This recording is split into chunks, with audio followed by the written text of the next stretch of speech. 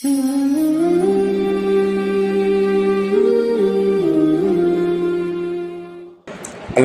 لله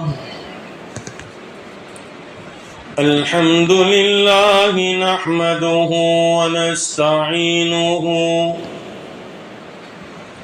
ونستغفره ونؤمن به ونتوكل عليه ونعوذ بالله من شرور أنفسنا ومن سيئات أعمالنا من يهده الله فلا مضل له ومن يضلله فلا هادي له ونشهد أن لا إله إلا الله وحده لا شريك له ونشهد أن سيدنا وسندنا وهادينا ومرشدنا وقائدنا وإمامنا وإمام أنبيائنا محمدا عبده ورسوله الذي أرسل بالحق بشيرا ونذيرا وداعيا إلى الله بإذنه وسراجا منيرا إن الله وملائكته يصلون على النبي يا أيها الذين آمنوا صلوا عليه وسلموا تسليما اللهم صل وسلم وبارك على آل سيدنا محمد وبارك وسلم. قابل احترام عزیز دوستوں اور بزرگوں اور گھر بیٹھ کر سننے والی دینی مائیں اور بہنیں، اللہ رب العزت نے مجھے اور آپ کو اس دنیا میں بہت مختصر وقت لے کر بھیجا ہے. میں اور آپ اس دنیا میں چند دنوں کے لیے آئے ہیں. ہم اپنی زندگی کو بنا کر لے جائیں، اس کے متعلق گفتگو عرض کر رہا تھا. ایک تو اپنے حالات کے اوپر بات کر رہا تھا کہ ہمیں اپنی ذات کے بارے میں سوال کیا جائے گا، اس لیے ہم اپنی ذات کو سنوار کر دنیا میں چلے. دو باتیں میں نے آپ کے سامنے عرض کی تھی. ایک بات تو یہ عرض کی تھی کہ اپنے حالات کو ٹھیک کریں اور استقامت کے ساتھ دین پر چلتے رہے. کل ایک بات آئی تھی کہ اپنے اندر میں طلب پیدا کریں، اس لیے کہ اللہ تعالیٰ طلبگاروں کو نوازتے ہیں اور بے طلبوں کو اللہ تعالیٰ کچھ نہیں دیتے. ایک صفت اپنے اندر یہ پیدا کرے کہ ہم اچھے لوگوں کی صحبت میں رہیں. صحبت جو ہے وہ بہت بڑی چیز ہے اور صحبت جو ہے وہ بہت کارآمد چیز ہے. آدمی کے اپنی زندگی کو سنوارنے کے لیے انسان کو اچھی صحبت میں رہنا یہ بہت ضروری ہے. اس لیے کہ اچھوں کی صحبت آدمی کو اچھا بناتی ہے اور بروں کی صحبت آدمی کو برا بناتی ہے. آدمی جس کے ساتھ رہتا ہے اس کا رنگ اس کے اوپر ضرور چڑھتا ہے. جیسے خربوزہ خربوزے کو دیکھ کر رنگ پکڑتا ہے، ایسے انسان کے ساتھ رہ کر اگر اس میں اچھی عادتیں ہیں تو اچھی عادتیں لیتا ہے۔ کائنات کے امام ہم سب کے افسر محمد الرسول اللہ صلی اللہ علیہ وسلم جب دنیا میں تشریف لائے تو صحابہ کے ساتھ رہ کر آپ نے بہترین خصلتوں کے ساتھ زندگی گزاری۔ جو اصحاب آپ کے ساتھ رہے ان میں وہ جو ہے صفات آپ کے منتقل ہوئے۔ اس لیے آدمی اچھی صحبت اختیار کرے۔ ہر آدمی دیکھے کہ میرا اٹھنا بیٹھنا، میرا چلنا پھرنا اور میرا رہنا سہنا کن لوگوں کے ساتھ ہے۔ اگر اچھوں کی صحبت میں رہا، اچھی ماں بہنوں کی صحبت میں اچھی ماں بہنیں بن کر رہے ہیں تو ان کے اچھے صفات آتے ہیں۔ اس لیے ہم سب کے لیے بہت ضروری ہے کہ ہم دیکھ لیں ہم کن کے ساتھ رہ رہے ہیں۔ اگر رہنے والے میں اچھے عادات ہیں تو وہ ہم میں منتقل ہوں گے۔ جس کے ساتھ آدمی رہتا ہے اسی کا رنگ اس پر چڑھتا ہے، اور صحبت کا ایک بہت بڑا اثر ہوتا ہے۔ میرے والد میرے شیخ بڑی اچھی مثال دیتے تھے کہ بھائی ایک پیاز ہے، اس کو کاٹا جائے، جب وہ ہاتھ پر لگتی ہے تو اس کی بدبو ہاتھ سے آتی رہتی ہے، بہت دیر تک اس کی بدبو زائل نہیں ہوتی۔ لیکن اسی پیاز کو کاٹ کر تیل کی صحبت میں ڈال دیا گیا اور اس کو چند منٹ کے لیے تیل کے ساتھ رکھا گیا اور اس کو تل لیا گیا تو اب اس کا نام بیرستہ بن جاتا ہے۔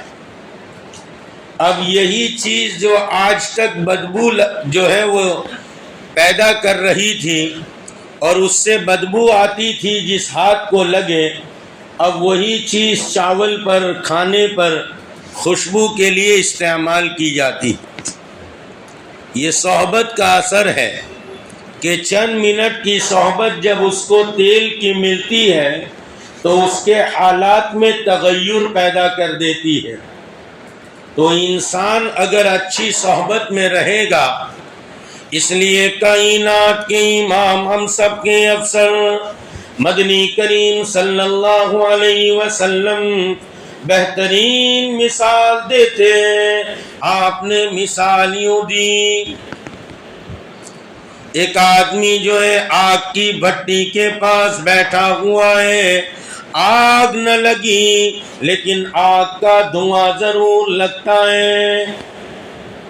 اور ایک آدمی عطر فروش کے پاس بیٹھتا ہے، عطر بیچنے والے کے پاس بیٹھتا ہے، وہ ایک دو بوتل ہدیے میں نہ بھی دے تو جب بھی عطر کھولتا ہے تو اس کی خوشبو ضرور آتی۔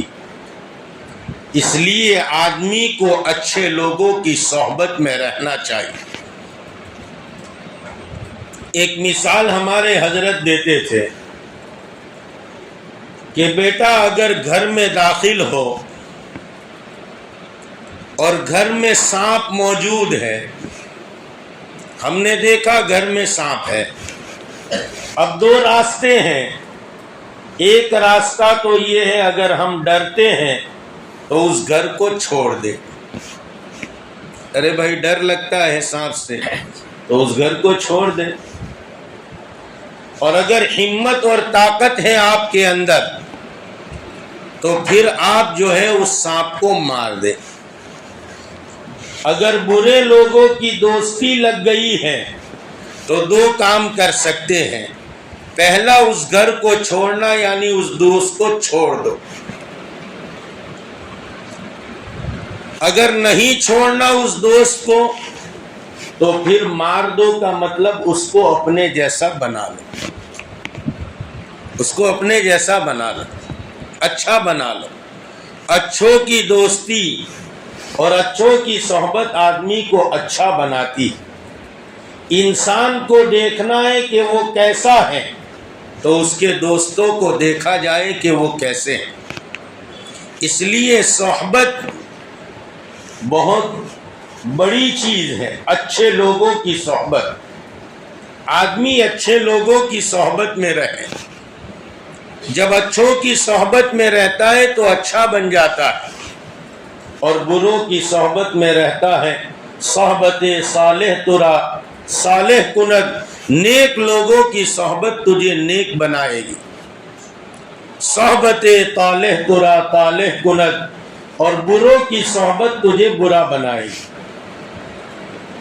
اس لیے ہر آدمی اپنے آپ کو دیکھے، اپنے ساتھ والوں کو دیکھے، ہم کن کے ساتھ رہ رہے ہیں، ورنہ ایسا نہ ہو کہ ہم جو ہے وہ بروں کے ساتھ رہ رہے ہیں، ہمارے اٹھنا بیٹھنا ایسوں کے ساتھ ہے کہ جن کو نہ دین سے، نہ نماز سے، نہ روزے سے، نہ اللہ سے، نہ رسول سے، کسی سے ان کو وابستگی نہیں۔ ایک دن آئے گا ہماری بھی وہ وابستگی ختم ہو جائے گی۔ بروں کی صحبت ضرور اثر کرتی ہے۔ شیخ سعدی رحمت اللہ علیہ فرماتے ہیں، ایک مرتبہ چل رہا تھا، ایک مقام پر بیٹھ گیا، وہاں جو مٹی پڑی تھی ہاتھ میں آ گئی، ناک کے قریب پہنچی، بڑی خوشبو آ رہی تھی۔ اس مٹی سے میں نے پوچھا، ارے تو مشک ہے یا تو پھر جو ہے کون سی خوشبو ہے؟ بزبان حال وہ مٹی کہنے لگی، نہ میں مشک ہوں نہ میں عنبر ہوں، لیکن چند دن میں مشک و عنبر کے ساتھ رہی ہوں، اس کا اثر مجھ میں پیدا ہوا ہے۔ اس لیے پہلی بات، ہم اپنے آپ کو نیک لوگوں کے ساتھ، اچھوں کے ساتھ بیٹھنے کا عادی بنائیں، اور دوسری بات، ہم کسی اہل اللہ کی صحبت میں رہیں، کسی دل والے کی صحبت میں رہیں، اس لیے کہ جس کا دل بنا ہے اگر اس کی صحبت میں رہیں گے تو ہمارا بھی دل بن جائے گا۔ امیر خسرو رحمت اللہ علیہ، ان کے والد محترم حضرت نظام الدین اولیاء رحمت اللہ علیہ سے بیعت تھے۔ امیر خسرو کو کہا کرتے تھے، کبھی ہمارے شیخ کے پاس چلو، ہمارے پیر کی مجلس میں چلو، ہمارے حضرت کے پاس چلو۔ امیر خسرو کہتے تھے، آپ کا پیر تو بڑا دنیا دار ہے، وہاں لنگر کھانا چلتا۔ نظام الدین اولیاء رحمت اللہ علیہ کے یہاں روزانہ جو کھانا پکتا تھا آپ کی خانقاہ میں، 16 من پیاز اور لہسن کے چھلکے نکلتے تھے۔ کھانا کتنا پکتا ہوگا۔ اور بادشاہ وقت کے بادشاہ کے بیٹے آپ کے دسترخوان پر کھانا کھاتے تھے۔ ایک دن بادشاہ نے اپنے بچوں کو کہا، بیٹا، بادشاہوں کی اولاد ہو کر ایک فقیر کے دسترخوان پر کھاتے ہو، شرم نہیں آتی؟ بچوں نے عجیب جواب دیا، کہا، ابا، آپ کا جو کھانا ہے وہ مخلوق سے لیا جاتا ہے، اور اس فقیر کا جو کھانا ہے وہ خالق سے لیا جاتا ہے۔ پھر کہا، آپ کے کھانے میں وہ اطاعت و فرما برداری کا جذبہ پیدا نہیں ہوتا جو اس فقیر کے کھانے میں ہوتا ہے، حقیقت میں تم فقیر ہو اور وہ بادشاہ۔ تو امیر خسرو کہتے ہیں، آپ کا پیر تو دنیا دار ہے، اس لیے شاعر کہتا ہے، نہ جا ظاہر پرستی پر اگر عقل ہو اے ناداں، چمکتا جو نظر آتا ہے وہ سونا نہیں ہوتا۔ ہم اللہ والوں کے ظاہر کو دیکھتے ہیں، باطن کو نہیں دیکھتے۔ وہ کہتے کہ آپ کا پیر تو دنیا دار ہے، لنگر چلتا ہے اس کے یہاں۔ ایک دن کسی طرح ابا گھیر گھار کے امیر خسرو کو لے آئے، حضرت کی مجلس چل رہی تھی، مجلس چلی، جب کھانے کا وقت ہوا اور لنگر کا کھانا شروع ہوا، تھوڑی دیر کے بعد حضرت نے کہا ہمارا دسترخوان لگاؤ، اور امیر خسرو آج آپ ہمارے ساتھ کھاؤ گے، ہمارے دسترخوان پر تیار ہو گئے، دسترخوان لگایا گیا، اور پھر جو ہے وہ سالن کی جگہ پانی آیا، اور ٹیسٹ کے لیے نمک کی کنکریاں آئی، اور 2 دن کی روٹی کے باسی ٹکڑے آئے۔ حضرت نے فرمایا امیر خسرو کھاؤ، یہ ہمارا کھانا ہے، اور وہ بھی ان زائرین کی، ان لنگر کھانے والوں کی برکت سے اللہ ہمیں کھلاتا ہے۔ عاشق ہو گئے آپ کی صحبت میں رہنا شروع کر دیا، آپ سے بیعت ہو گئے، صحبت بدل گئی۔ اب نظام الدین اولیاء رحمت اللہ علیہ کی صحبت میں رہنا شروع کر دیا۔ امیر خسرو تو بڑے شاعر تھے، ارے آج بھی آپ کا مزار حضرت کے سامنے موجود ہے۔ بادشاہ کے دربار سے رابطہ تھا، بادشاہ کے دربار میں جایا کرتے تھے، شعر و شاعری کیا کرتے تھے۔ صحبت بدلی، محبت ہو گئی، اس لیے کسی اللہ والے سے محبت ہو جانا یہ بہت بڑی دولت ہے۔ عالماً او متعلماً او مستمعاً، آپ علیہ الصلوۃ والسلام نے فرمایا عالماً او متعلما، یا تو جاننے والے بن جاؤ یا طلبگار بن جاؤ، جاننا شروع کر دو، عالم بن جاؤ، طالب علم بن جاؤ، او مستمعاً، یا پھر سننے والے بن جاؤ۔ اگر یہ بھی نہیں کر سکتے تو چوتھی بات آپ نے ارشاد فرمائی او محباً، محبت کرنے والے بن جاؤ۔ کسی اللہ والے سے محبت ہو جانا۔ اب نظام الدین اولیاء رحمت اللہ علیہ سے محبت ہو گئی۔ جب آدمی کو کسی اللہ والے سے، کسی اہل دین سے محبت ہوتی ہے تو پھر اس کی دنیا اللہ تعالیٰ بدل دیتے ہیں۔ سلیم چشتی رحمت اللہ علیہ بڑے اللہ والے گزرے ہمارے سلسلے میں۔ ایک دن سفر پر گئے، واپس تشریف لائے، آئے تو پوچھا اپنے بچے جو خادم ساتھ رہتا تھا آپ کی خانقاہ میں، کہا بیٹا کل کوئی آیا تھا؟ کہا ہاں ایک اللہ والے آئے تھے، بہت بڑے اللہ والے آئے تھے اپنے گاؤں میں۔ کہا کیا کہتے تھے وہ؟ کہا وہ کہتے تھے جس نے میری زیارت کی وہ جنتی ہے۔ جس نے، میرے خیال سے سمجھ میں نہیں آ رہا، جس نے میری زیارت کی وہ جنتی ہے۔ اپنے آپ کو سنوارتے تھے، اپنے آپ کو بناتے تھے۔ میرے والد میرے شیخ مثال دیتے تھے، مثال سے بات سمجھ میں آئی۔ ایک عورت جو ہے وہ بھنگن کا کام کرتی ہے، اس کا کام ہے ہمیشہ کوڑا کرکٹ اٹھانا۔ اس زمانے میں جو مٹکے جس میں استنجا ہوتا ہے وہ اٹھا کر لے جانا اس کا کام ہے۔ جس جگہ سے وہ گزرتی ہے اس جگہ پر ایک عطر فروش کا بڑا گوڈاؤن ہے، چھوٹی دکان نہیں، بڑا گوڈاؤن جس میں بڑے بڑے ڈرم عطر کے ہیں۔ جب وہاں سے وہ گزرے گی اور وہ خوشبو اس کو آئے گی تو اس کے دل میں کیا خیال آئے گا؟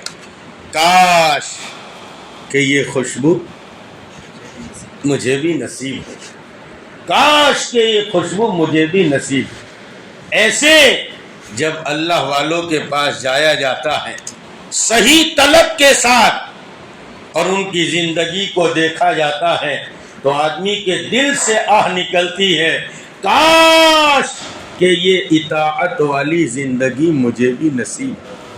اور ہمارے میاں جی محراب فرماتے تھے جب آدمی کے اندر میں یہ احساس بیدار ہوتا ہے کہ میں گنہگار ہوں اور میں فاسق اور فاجر ہوں، اللہ اس کو فساق اور فجار کی صف سے اٹھاتے ہیں، اولیاء اللہ کی صف میں کھڑا کرتے ہیں.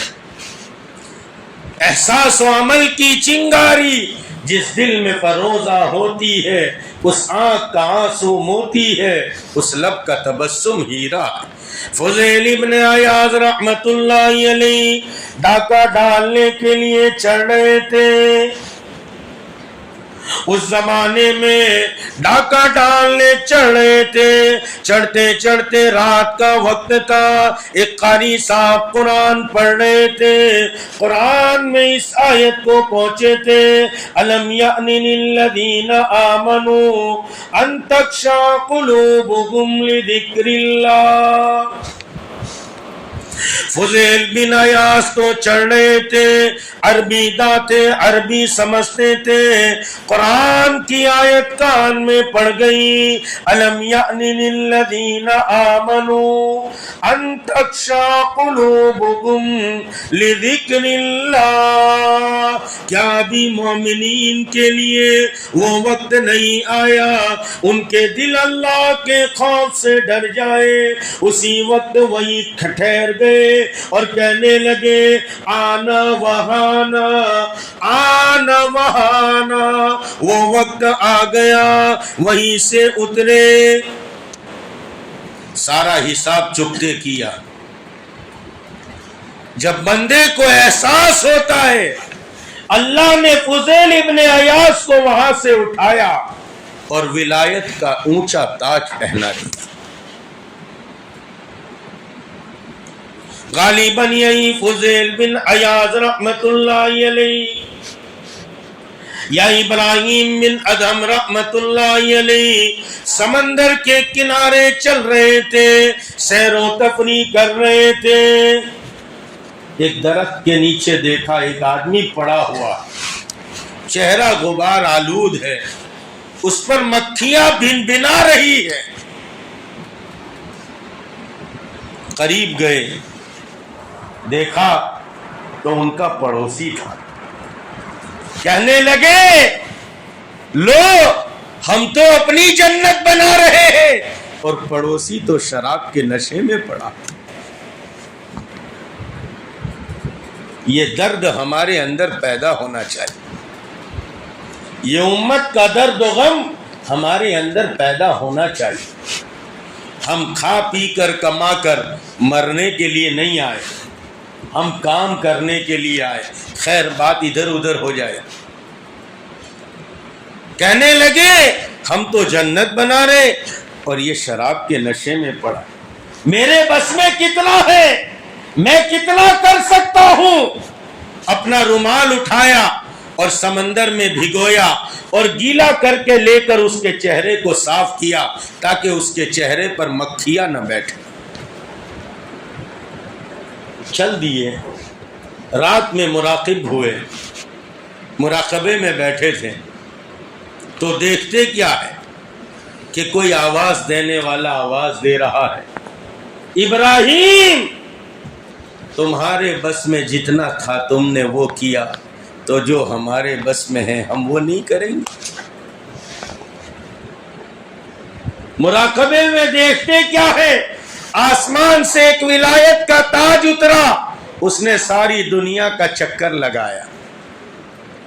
وہ سمجھتے تھے میرے سر پر رکھا جائے گا. ہر آدمی اپنے آپ کو میاں مٹھو سمجھتا ہے. ارے ایسا ہوتا ہے، ہر آدمی اپنے آپ کو میاں مٹھو سمجھتا ہے. کہا میرے سر پر رکھا جائے گا. اس تاج نے پوری دنیا کا چکر لگایا، پھر اس پڑوسی شرابی کے سر پر جا کر ٹھہر گئے. مراقبے میں یہ اعتراض کر بیٹھے، کل تک جو شرابی تھا. کہا ہاں ابراہیم ہمارے اس بندے کا دل اتنا ٹوٹ گیا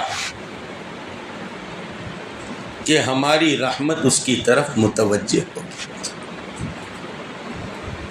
تو آدمی جب کسی اللہ والے سے بات یہاں سے چلی، سلیم چشتی رحمت اللہ علیہ آ کر دریافت کرنے لگے، او ابراہیم کون آیا تھا؟ کہنے لگے کہ اللہ والے آئے تھے، وہ یوں کہتے تھے جس نے میری زیارت کر لی وہ جنتی ہے۔ کہا ابراہیم تم نہیں گئے،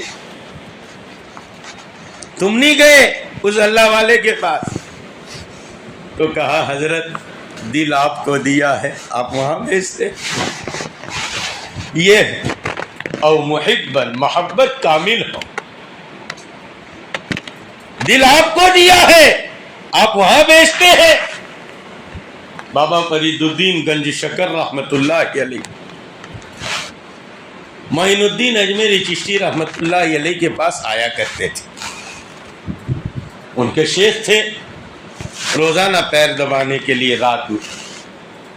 ایک دن تشریف لائے تو حضرت نے فرمایا آج پڑوس میں آپ کے دادا پیر خواجہ عثمان ہرونی تشریف لائے، دادا پیر کی خدمت کر لو۔ آج گئے، تھوڑی دیر خدمت کی اور واپس چلے آئے۔